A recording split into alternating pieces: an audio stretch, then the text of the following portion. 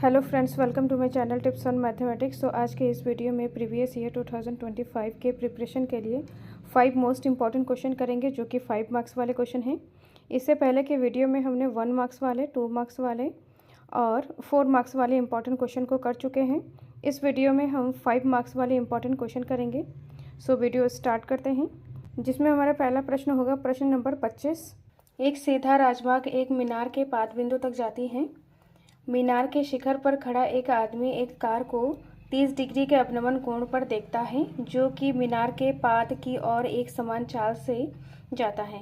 6 second बाद car का अवनमन कोण 60 डिग्री हो जाता है। तो इस बिंदु से मीनार के पाद बिंदु तक जाने में कार द्वारा लिया गया समय ज्ञात कीजिए। तो इसमें हमें समय निकालना है। तो सबसे पहले यहाँ पर हमने चित्र बना लिया है, जिसमें बोला गया है कि एक सीधा राजमार्ग जो मीनार के पाद बिंदु तक जाता है। तो मीनार ए बी है, ए बी मीनार है और ये राजमार्ग है जो कि मीनार के पाद बिंदु बी तक जाता है। इसमें बोला गया है कि मीनार के शिखर पर खड़ा एक आदमी एक कार को 30 डिग्री के अवनमन कोण पर देखता है। तो मीनार के शिखर ए से कोई आदमी खड़ा है जो कि एक कार को 30 डिग्री के अवनमन पर देखता है। तो ये राजमार्ग से कोई कार जाता है, माना डी बिंदु पर कोई एक कार है, तो ये आदमी शिखर से 30 डिग्री के अवनमन कोण पर देखता है। तो यहाँ पर अवनमन कोण बोला गया है। तो अवनमन कोण, जब कोई चीज़ ऊपर से नीचे की तरफ देखा जाता है, नीचे कोई चीज़ होगा उसको अगर देखा जाता है तब अवनमन कोण बनता है। तो यहाँ पर अवनमन कोण ऊपर से लिया जाता है। ये राजमार्ग है, राजमार्ग से एक समांतर इस तरीके से हमने रेखा खींचा है, ये समांतर रेखा खींचा है। तो ऊपर से एक आदमी मतलब कार को देखता है, कार डी बिंदु पर है, तो इसका अवनमन कोण है 30 डिग्री। तो अवनमन कोण मतलब ऊपर की तरफ बनता है, तो ये हमारा 30 डिग्री का कोण है। जब ये 30 डिग्री का कोण है तो ये रेखा और ये वाला जो राजमार्ग है ये समांतर है। तो समांतर रेखा है, तो इस तरीके से ये जो जेड में बनने वाला जो कोण है, डी कोण में जो कोण बनेगा ये हमारा 30 डिग्री हो जाएगा, क्योंकि ये एकांतर कोण है। जेड कोण में बनने वाला कोण एकांतर कोण है, आपस में बराबर होता है। ये 30 डिग्री का कोण और ये डी कोण आपस में बराबर हो जाएगा एकांतर कोण के लिए। तो ये 30 डिग्री है तो ये भी 30 डिग्री हो जाएगा। तो यहाँ पर डी बिंदु पर 30 डिग्री का अवनमन कोण बन रहे हैं, जो कि मीनार के पाद की ओर समान चाल से चलता है। तो माना ये जो कार है डी बिंदु पर है, 30 डिग्री के अवनमन कोण पर है। अब डी बिंदु से ये समान चाल से चलता है, तो 6 सेकंड बाद कार का अवनमन कोण 60 डिग्री हो जाता है। तो यहाँ से लेकर ये जाता है, जाने के बाद ये सी बिंदु तक पहुँचने में 6 सेकंड का टाइम लगा। मतलब डी से सी बिंदु तक पहुँचने में 6 सेकंड का टाइम लगा है, तो उसका अवनमन कोण 60 डिग्री बन जाता है। तो यहाँ से लेकर ये हमारा क्या है, 60 डिग्री का अवनमन कोण है। जब ये 60 डिग्री का अवनमन कोण है, ये दोनों समांतर रेखा है, तो ये जेड शेप में बनने वाला जो कोण है ये आपस में बराबर हो जाएगा, क्योंकि ये एकांतर कोण है। तो ये हमारा 60 डिग्री का कोण हो जाएगा। एकांतर कोण को इस तरीके से समझते हैं, दो समांतर रेखा है, एक तिर्यक रेखा है। तो इस तरीके से ये जेड में बनने वाला जो कोण है ये एकांतर कोण है, आपस में बराबर हो जाएगा। ये दोनों कोण आपस में बराबर हो जाएगा।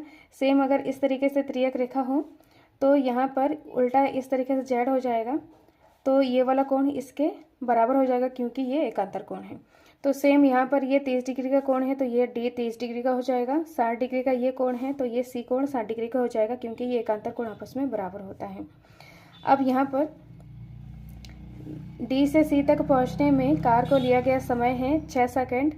अब 6 सेकंड बाद ये सी बिंदु तक पहुँचता है, तो इसका अवनमन कोण 60 डिग्री हो जाता है। तो इस बिंदु से मीनार के पाद तक जाने में कार द्वारा लिया गया समय, तो इस बिंदु से मीनार के पाद मतलब डी, सी से लेकर डी तक जाने में लगा समय हमें निकालना है। तो सबसे पहले यहाँ पर हल में देखेंगे, दिया है अवनमन कोण 60 डिग्री और 30 डिग्री दिया है।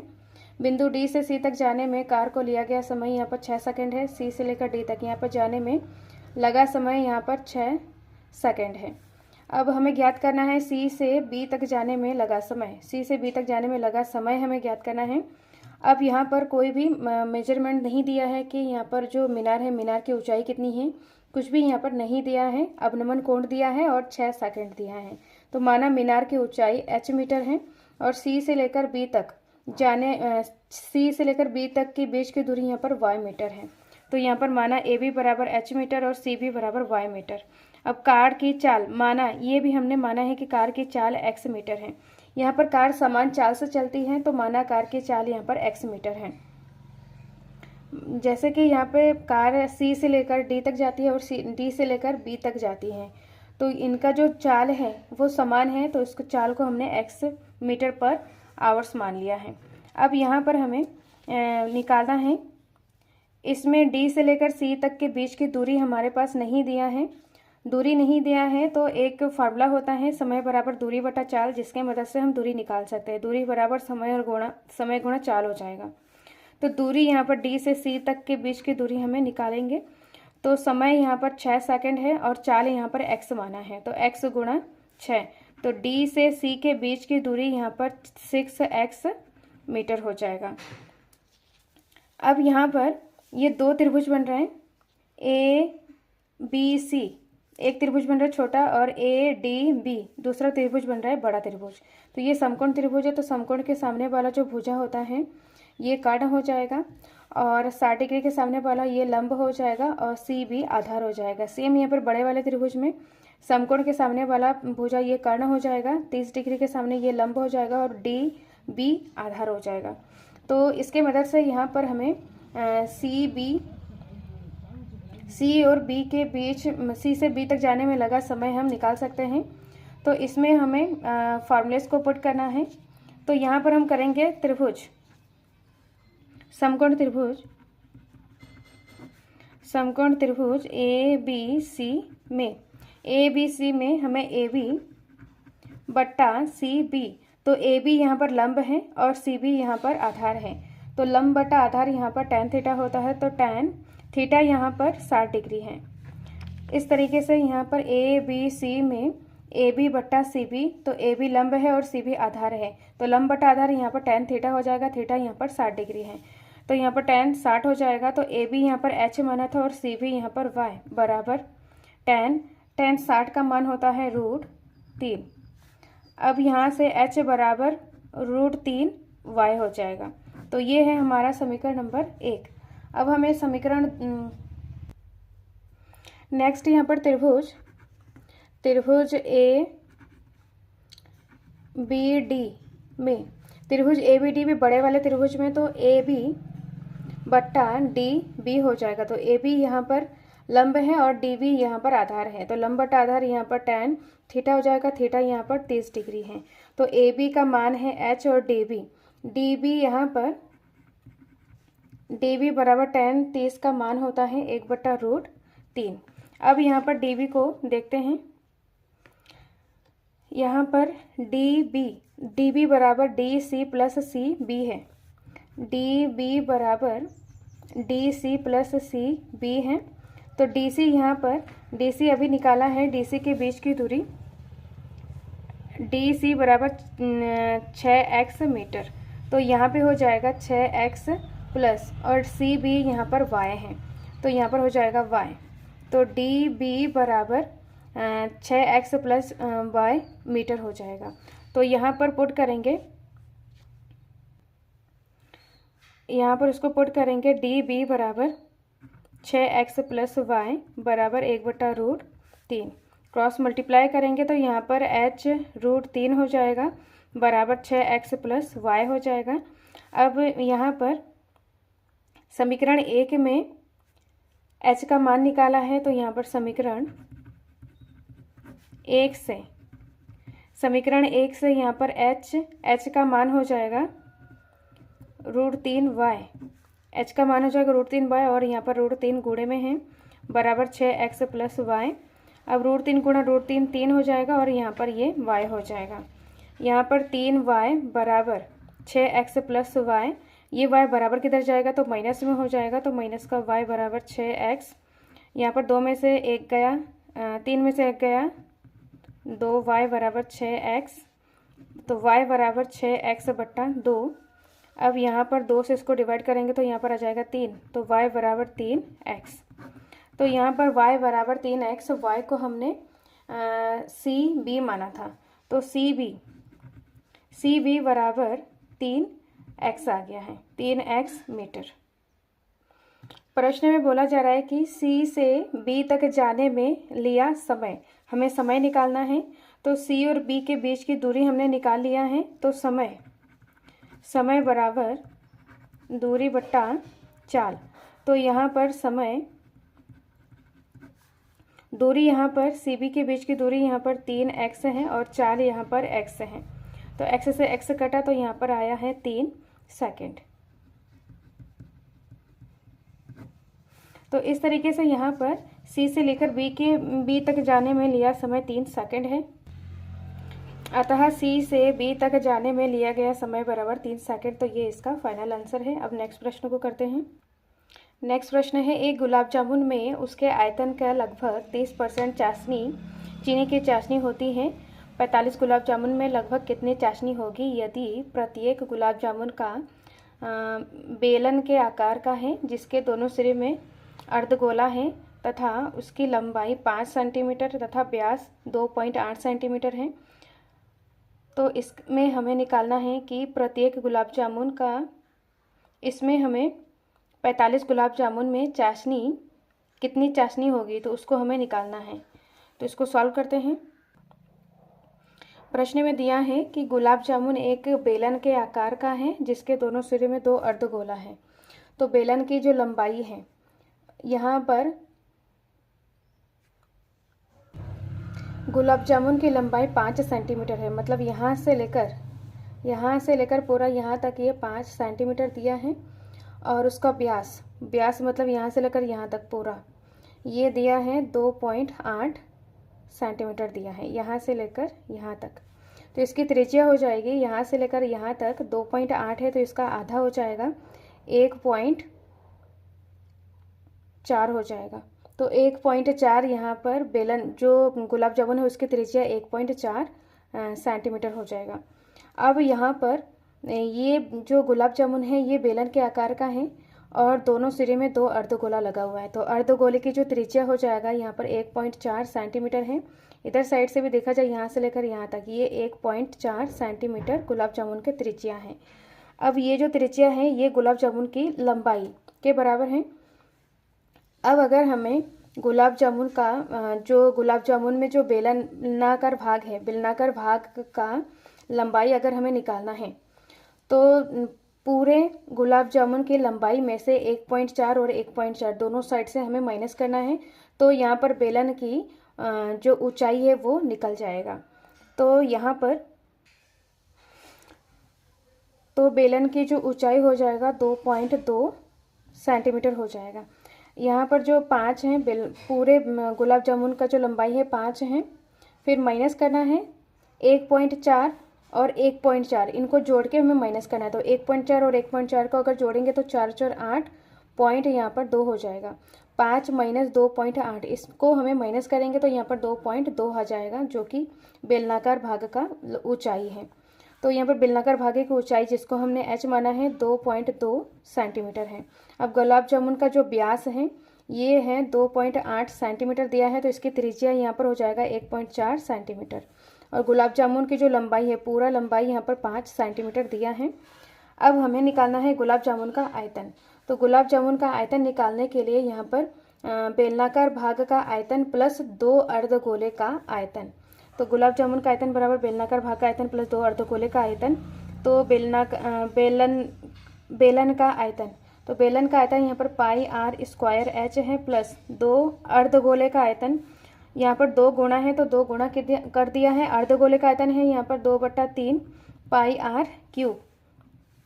दोनों में से यहाँ पर पाई r स्क्वायर कॉमन ले लेंगे, यहाँ पर पाई r square pi r cube है तो कॉमन लेंगे तो यहाँ पर बचा है h प्लस 2 गुणा 2 यहाँ पर हो जाएगा 4/3 और पाई कॉमन ले लिया है और यहाँ पर 1 r बचा है और 2 r यहाँ पर कॉमन ले लिया है।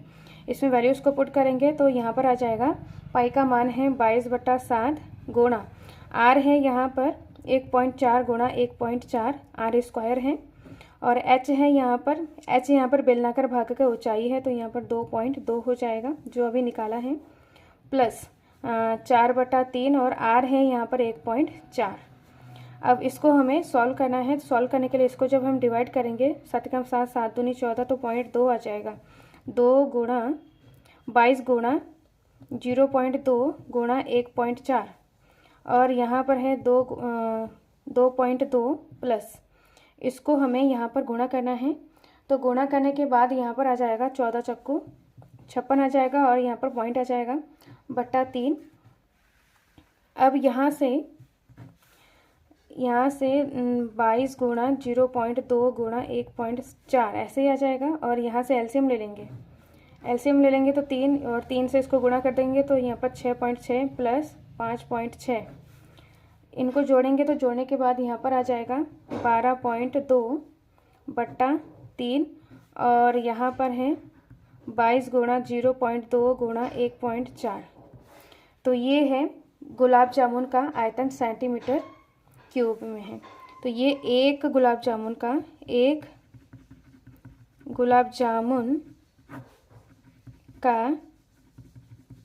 आयतन है।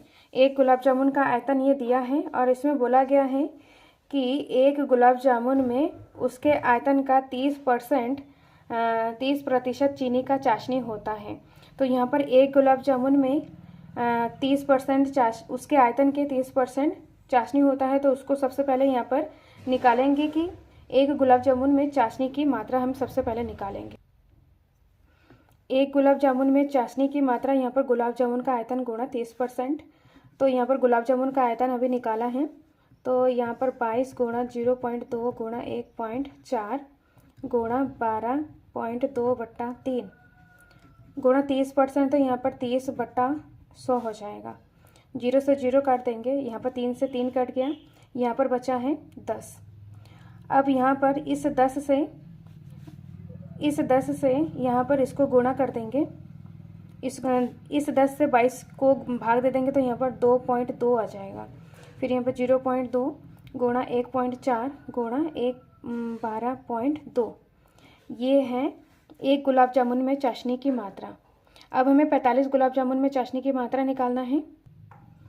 अब यहाँ पर एक गुलाब जामुन में चाशनी की मात्रा इतना है, तो 45 गुलाब जामुन में चाशनी की मात्रा निकालना है। तो एक गुलाब जामुन में चाशनी की मात्रा में 45 से हम गुणा कर देंगे। तो यहाँ पर 45 गुणा, ये पूरा हमें यहाँ पर एक गुलाब जामुन में चाशनी की मात्रा से गुणा कर देंगे। तो 2.2 गुणा 0.2 गुणा 1.4 गुणा 12.2। अब इस पूरे को हमें गुणा करना है। तो गुणा करने के बाद यहाँ पर 45 गुलाब जामुन में चाशनी की मात्रा आ जाएगा। तो इसको गुणा करने के बाद यहाँ पर आ जाएगा 338.184 सेंटीमीटर क्यूब। तो ये इसका फाइनल आंसर है। तो यहाँ पर 45 गुलाब जामुन में चाशनी की मात्रा इतना हो जाएगा। तो ये इसका फाइनल आंसर है। अब नेक्स्ट प्रश्न को करते हैं।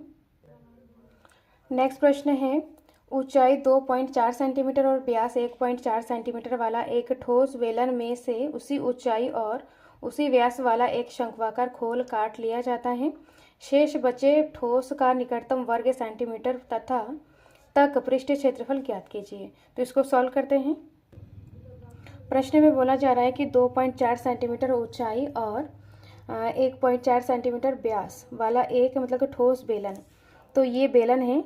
बेलन की जो ऊंचाई है यहाँ पर दिया है 2.4 सेंटीमीटर और इसका व्यास दिया है यहाँ से लेकर यहाँ तक, ये पूरा व्यास है 1.4 सेंटीमीटर दिया है। तो इसका त्रिज्या यहाँ पर हो जाएगा 0.7 सेंटीमीटर इसकी त्रिज्या हो जाएगा। तो यहाँ पर एक ठोस बेलन, प्रश्न में बोला जा रहा है कि एक ठोस बेलन में से एक उसी ऊंचाई और उसी व्यास वाला एक शंक्वाकार खोल काट कर लिया जाता है। तो ये हमारा एक ठोस बेलन के आकार है। बेलन जिसकी ऊंचाई 2.4 सेंटीमीटर, व्यास 1.4 सेंटीमीटर है और उसी ऊंचाई और उसी व्यास वाला एक शंकु उसके अंदर से काटकर निकाल लिया जाता है। माना ये लकड़ी का बेलन है, उसके अंदर से शंकु काटकर निकाल लिया जाना है। अब इसमें बोला जा रहा है कि शेष बचे ठोस का निकटतम वर्ग सेंटीमीटर तक पृष्ठीय क्षेत्रफल ज्ञात कीजिए। तो इसमें हमें पृष्ठीय क्षेत्रफल निकालना है। तो इसका सबसे पहले यहाँ पर शंकु का व्यास बेलन के व्यास के बराबर हो जाएगा, क्योंकि उसी ऊंचाई और उसी व्यास वाला। तो इसका व्यास हो जाएगा 1.4 सेंटीमीटर है। तो इसका त्रिज्या हो जाएगा यहाँ पर, इसका त्रिज्या यहाँ पर हो जाएगा 0.7 सेंटीमीटर इसका त्रिज्या हो जाएगा और इसका ऊंचाई है 2.4 सेंटीमीटर। अब यहाँ पर हमें बचे हुए भाग का हमें पृष्ठीय क्षेत्रफल निकालना है। तो बचा हुआ भाग जिसको यहाँ पर शेड किया जा रहा है, ये बचा हुआ भाग है, इसका हमें पृष्ठीय क्षेत्रफल निकालेंगे। तो इसको अगर ऊपर से देखा जाए तो ये शंकु के आकार का खोल काट लिया जाता है। तो ऊपर से अगर देखा जाए तो इसका पृष्ठ हम पूरा छू पाएंगे। तो यहाँ पर अगर इस खोल को अगर ऊपर से देखा जाए तो ये शंकु के वक्र पृष्ठ क्षेत्रफल दिखाई देगा। जिस पृष्ठ को हम छू सकते हैं उसे वक्र पृष्ठ क्षेत्रफल बोलेंगे। तो यहाँ पर शेष बचे पृष्ठ का क्षेत्रफल निकालना है। तो यहाँ पर बेलन का वक्र पृष्ठ क्षेत्रफल, ये जो बेलन है, अगर बेलनाकार भागों को ऊपर से देखा जाए तो ये बेलन के मतलब वक्र पृष्ठ क्षेत्रफल हो जाएगा, और शंकु का वक्र पृष्ठ क्षेत्रफल, और इसके नीचे से देखा जाए तो ये वृत्त का क्षेत्रफल है। तो इसमें हमें शेष बचे पृष्ठ का क्षेत्रफल निकालना है। तो बेलन का वक्र पृष्ठ क्षेत्रफल का जो फार्मूला होता है, बेलन का वक्र पृष्ठ क्षेत्रफल होता है 2πr/h प्लस शंकु का वक्र पृष्ठ क्षेत्रफल होता है πr/l प्लस वृत्त का क्षेत्रफल होता है πr²।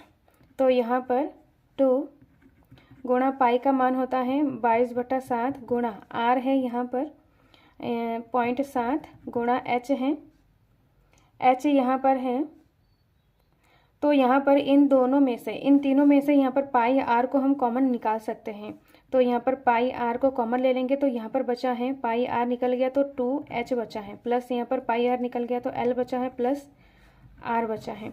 तो पाई और r को कॉमन ले लेंगे तो यहाँ पर बचा है अंतर 2 गुणा पाई और r है यहाँ पर।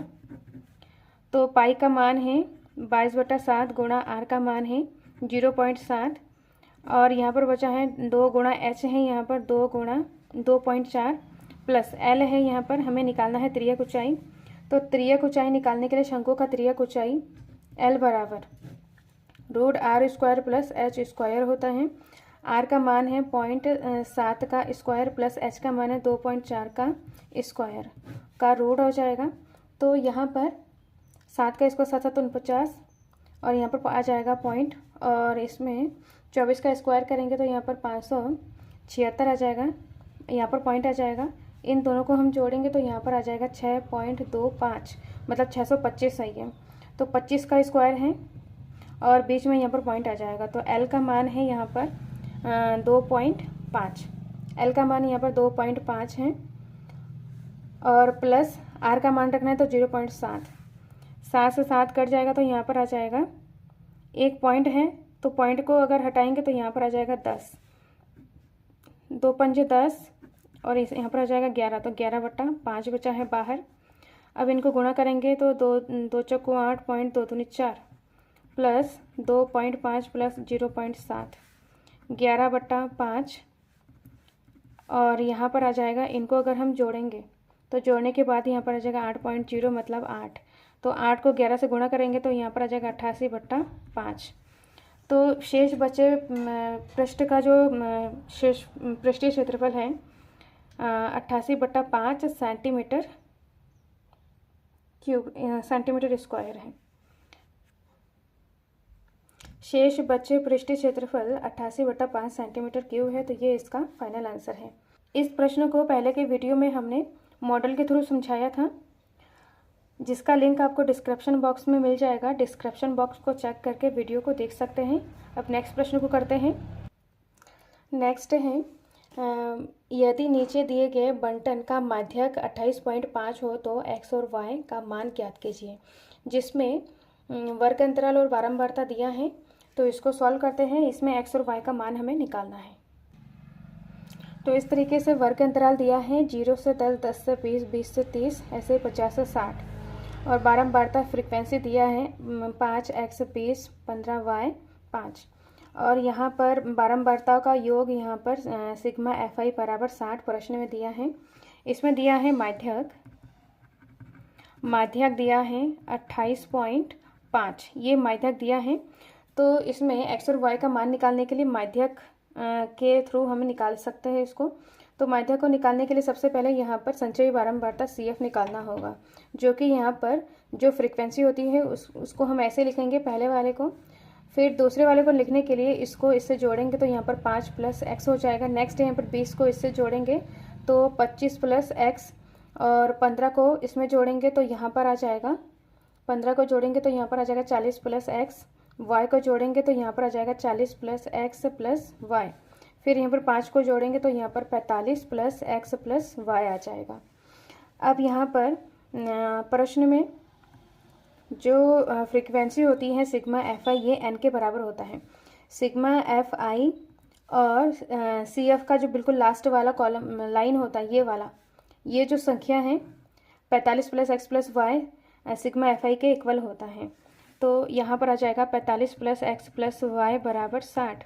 इसको सॉल्व करेंगे तो यहाँ पर x प्लस वाई बराबर 60 और माइनस का 45। अब यहाँ पर x प्लस वाई बराबर, इनको माइनस करेंगे तो यहाँ पर आ जाएगा 15। तो ये है हमारा समीकरण नंबर 1। अब नेक्स्ट यहाँ पर हमें माध्यक दिया है, तो माध्यक वर्ग निकालना होगा। तो माध्यक यहाँ पर 28.5 है।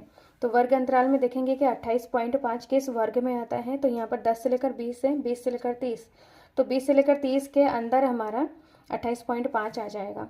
तो 20 से लेकर 30 ये वर्ग माध्यक वर्ग हो जाएगा। ये हमारा माध्यक वर्ग है। तो माध्यक वर्ग में निम्न सीमा L यहाँ पर हो जाएगा 20 और बारंबारता में ये F हो जाएगा, F बराबर 20, और जो माध्यक वर्ग है उसके CF वाले में माध्यक वर्ग के ऊपर वाला ये होता है CF। तो CF बराबर है 5 प्लस x दिया है।